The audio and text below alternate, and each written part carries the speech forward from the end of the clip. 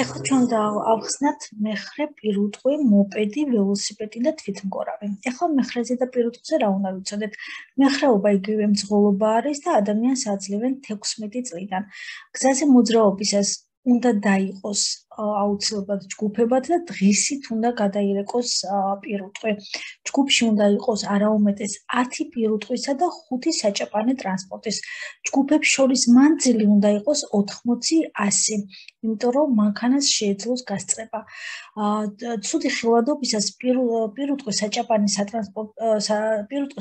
სატრანსპორტო აღვერით უნდა ატაროს მეხრემ და უნდა ქონდეს აუცილებლად წინიდან და უკნიდან სინათლეები და თითო აქვს, მაშინ მარცხენა მხრიდან უნდა დააყენოს, იმიტომ რომ მარცხენა მხრიდან ხდება მანქანის გასწრება. ანუ მანქანა ყოველ შემთხვევაში მარცხენა მხრიდან ასწრებს წინ მიმავალ ტრანსპორტს. ჯოგის გადარეკვისას მძღოლი, რომელიც უკნიდან იყვება, უნდა გაითვალისწინოს, რომ გზის გადასვლის შემდეგ შეიძლება გადმოვიდნენ უკან ერთეული ცხოველები, ანუ უკან გადმოირბინონ ცხოველებმა და ფრთხილად უნდა იყოს, რომ არ დაეტაკოს. მეხრეს ეკრძალება, მათი გადარეკვა რკინიგზის გზაზე, აქ სპეციალური გზით უნდა გადაირეკოს, გადარეკვა ღამე ეკრძალება და პირუტყვის უმეთვალყურეოდ მიტოვება ეკრძალება. ეხლა ველოსიპედზე, მოპედზე და თვითმგორავზე, ელექტროთვითმგორავზე რა უნდა ვიცოდეთ? გზაზე მართვა ნებადართულია ველოსიპედის 14 წლის ასაკიდან, ხოლო მოპედის 16 წლის ასაკიდან. ანუ მეხრე და მოპედი 16 წელი, ველოსიპედი და თვითმგორავი იგივე სამაკატი არის 14 წლიდან. გზაზე მოძრაობისას ველოსიპედები, მოპედები და თვითმგორავებიც იყოფიან კოლონებად, ანუ ჯგუფებად დადიან და მათ შორის მანძილი 80-100 უნდა იყოს, ისევე როგორც პირუტყვის შემთხვევაში. დაბალ სიჩქარიან ტრანსპორტს, მოპედს, ვინც სავარძლით მოძრაობს იმ ადამიანს, თვითმგორავს, ველოსიპედს, შეუძლიათ, რომ მოძრაობის გზის კიდესთან იარონ, ანუ გზის ნაპირზე რო იარონ, აქვთ მაგის უფლება, ოღონდ მარჯვენა მხარეს. ტროტუარზე მხოლოდ ველოსიპედს შეუძლია მოძრაობა. მოპედი დაკრძალული არის ტროტუარზე მოძრაობა, იმიტომ რომ მოპედს აქვს ძრავა და შეიძლება ვინმეს დაეტაკოს და ავარია მოხდეს ამით. მანქანის გზას თუ კვეთავს ველობილიკი, ველოსიპედისა და მოპედის მძღოლებმა გზა უნდა დაუთმონ მანქანებს. ანუ აქ არ გოგონოს, რომ ველოსიპედების მძღოლები ან მოპედის მძღოლები მთავარი არის. არა, მანქანა არის მთავარი და მოპედისა და ველოსიპედის მძღოლები გზას უთმობენ მანქანებს. მძღოლებს, აი ამ ტრანსპორტის მძღოლებს საჭის დაჭერა შეუძლიათ ერთი ხელითაც, ოღონდ ტრანსპორტის ყველა თვალი, ანუ ყველა ბურბალი უნდა ეხებოდეს გზის ზედაპირს.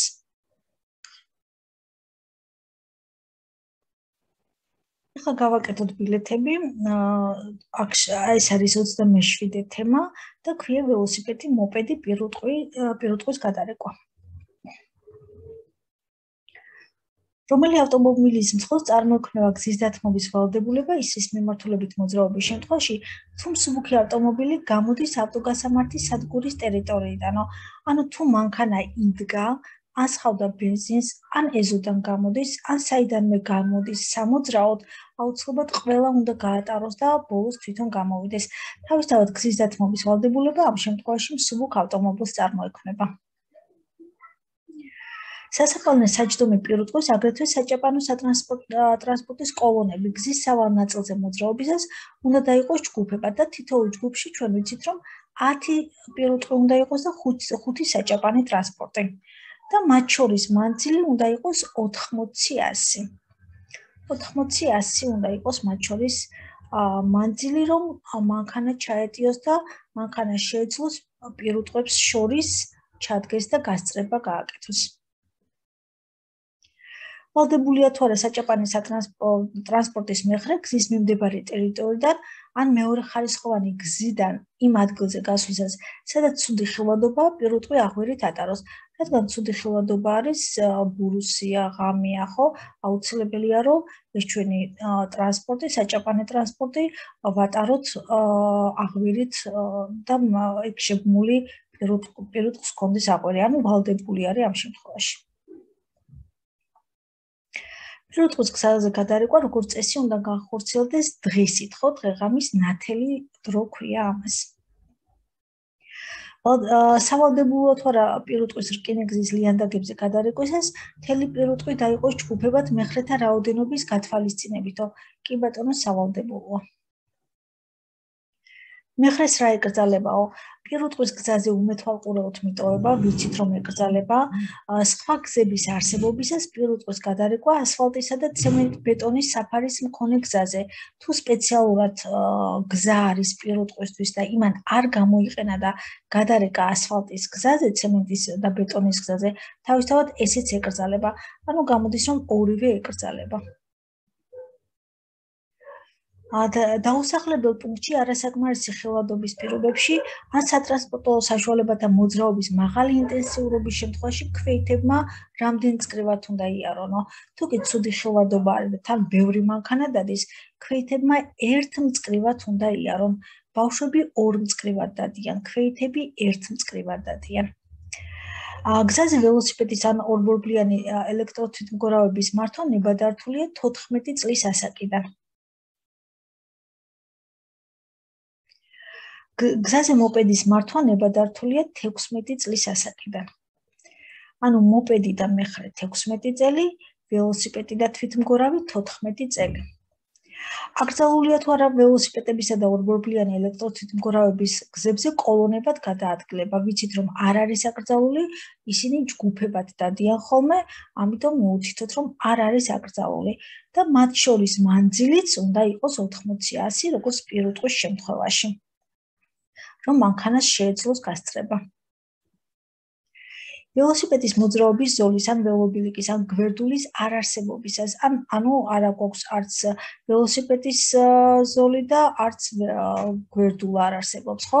გზის სავალი ნაწილზე გართულებული მოძრაობის შემთხვევაში და გზაზეც ბევრი მანქანები დადიან, თუ არ შეაფერხებს ქვეითთა მოძრაობას, ტროტუარზე ვის შეუძლია მოძრაობაო? ტროტუარზე ვიცით რომ მხოლოდ და მხოლოდ ველოსიპედს შეუძლია მოძრაობა, მოპედს ამის უფლება არ აქვს, იმიტომ რომ მოპედს აქვს ძრავა.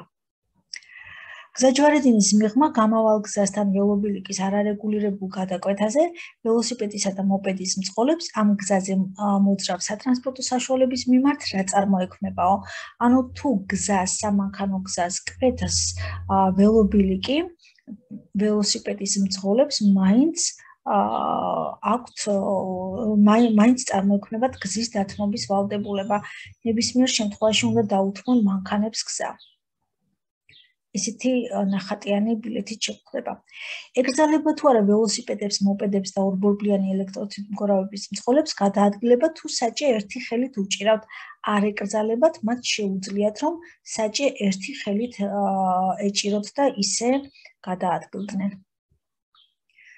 გაჩერებული სატრანსპორტო საშუალების კარი გზის სავალი ნაწილის ველობილიკის ან ველოსიპედის ზოლის მხარეს არ უნდა იყოს გაღებული რამდენი ხანიო.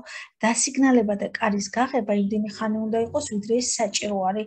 წუთებს არ ვითვლით არც ერთ შემთხვევაში, ამიტომ გზავრთა ჩასხდომა, გადმოწყდომა, რასაც საჭიროებს, იმდენი ხანი უნდა იყოს ღია მანქანის კარი და არა უმეტესი. აქვს თუ არა უფლება მოპედს, მოტოციკლეთს, ორბორბლიანი ელექტროთვითმგორავებისა და ველოსიპედის მძღოლებს გზაზე იმოძრავონ ისე, რომ სატრანსპორტო საშუალების ყველა თვალი არ ეხებოდეს გზის ზედაპირს. ამის უფლება არ აქვთ. მათი ბორბლები უნდა იყოს გზაზე დადებული, ამიტომ არ აქვთ უფლება იმოძრავონ ერთი ბორბლით. გზაზე მეხრეობა ნებადართულია 16 წლის ასაკიდან. მეხრე და მოპედი 16, ველოსიპედი 14. მეხრეს რა ეკრძალებაო?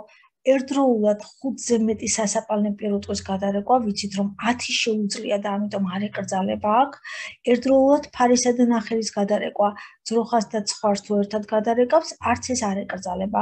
ანუ გამოდის რომ არაფერი არ ეკრძალება ამ ორ შემთხვევაში, მას ეკრძალება რკინიგზის ლიანდაგებზე გადარეკვა თავისი პირუტყვის. სამარშრუტო სატრანსპორტო საშუალების მოცდა ნებადართულია სად? ჩვენ რო გარეთ გავდივარ და ტრანსპორტს ვუწდით, გაჩერებაზე უნდა დავუცადოთ. თუ გაჩერება არ არის, მაშინ ტროტუარზე ან გვერდულაზე და ეს ამაღლებული ჩასასხმელი ბაქანი არის გაჩერება და ხოლო მათი არარსებობისას თუ კი არ არის გაჩერება, მაშინ ტროტუარზე ან გვერდულაზე უნდა მოუცადოთ ტრანსპორტს. ვალდებულია თუ არა მექანიკური სატრანსპორტო საშუალების მძღოლი გამოიჩინოს განსაკუთრებული სიფრთხილე ველოსიპედების მიმართო და ნებისმიერ შემთხვევაში სადაც კი გვეკითხებიან რომ სიფრთხილე უნდა გამოიჩინოს თუ არაო მიუთითოთ რომ ვალდებული არის და ზოგადად სადაც იქნება სიფრთხილე პასუხებში ის პასუხი აერჩიეთ ხოლმე. სამთვლიანი მოპედის მძღოლმა გზაზე ისე უნდა იმოძრაოს, რომ მისი სატრანსპორტო საშუალების ყველა ბორბალი უნდა ეხებოდეს გზის ზედაპირს. სავალ ნაწილზე ღამის საათებში მოძრაობისას სასაპალნე საჯდომი ან პირუტყვის ან ნახერის მეხრეებმა მოძრაობის მარცხენა მხრიდან რა უნდა იქონიო, რომ აუცილებლად ღამე რო გავყავთ ჩვენ მანქანა წინ ან ტრანსპორტი ნებისმიერი, ხო? ამ შემთხვევაში გვეკითხებიან სასაპალნე ან საჯდომი პირუტყვის პირუტყვზე აუცილებლად წინიდან და უკნიდან უნდა გქონდეს სინათლეები. წინიდან და უკნიდან მესამე პასუხში დავინახე. და თუ თითო-თითო აქვთ, მაშინ მარცხენა მხარეს. აი ეს ბილეთი თუ კი გზას კვეთს ველობილიკი, მაინც ველოსიპედებს წარმოექმნებათ გზის დათმობის ვალდებულება. აქ გვეკითხებია, რომელი სატრანსპორტო საშუალებას წარმოექმნება გზის დათმობის ვალდებულებაო და თავისთავად ველოსიპედის მძღოლს. თუ კი აქ ზებრა იქნება, ამ შემთხვევაში ადამიანები არიან მთავარი, იმიტომ რომ აქ ნიშანი არ გვაქვს და არც შუქნიშანი არ გვაქვს, ხო, არანაირი. და ადამიანები გადადიან ზებრის შემთხვევაში. ველობილიკის შემთხვევაში მსუბუქი მანქანები არიან უპირატესები, ხოლო ველოსიპედის მძღოლებს გზის დათმობის ვალდებულება წარმოექმნებათ. თუ სატრანსპორტო საშუალების წინ გზის სავალ ნაწილზე გადადის საქონლის ჯოგი, მძღოლმა რა უნდა გაითვალისწინოსო? ის უნდა გაითვალისწინოს, რომ ჯოგის გადარეკვის შემდეგ კიდე გადმოვლენ უკან ცალკეული საქონელი და ამიტომ ძალიან ფრთხილად უნდა იყოს. აქ თითქმის ერთი და იგივე პასუხი არის, ოღონდ აქ აღარ წერია და აქ კიდე წერია, ამიტომ ძალიან ყურადღებით აერჩიეთ სწორი პასუხი. თუ სატრანსპორტო საშუალების წინ ქვეით და გადასასვლელზე გადაადგილდება მოხუცი ქვეითი, მძღოლმა რა უნდა გაითვალისწინოსო? მოხუცი ქვეითი სადაც წერია და ბავშვები სადაც წერია, მათგან ყველაფერი მოსალოდნელია, ამიტომ ამ ბილეთში ჩამოთვლილი უნდა ავერჩიოთ. ის უფრო ნელად ადის ვიდრე სხვა ქვეითი, ის შეიძლება ნახევარი გზიდან მობრუნდეს უკან, ან დაკარგოს წონასწორობა და წაიქცეს. და მორჩა ეს თემაც.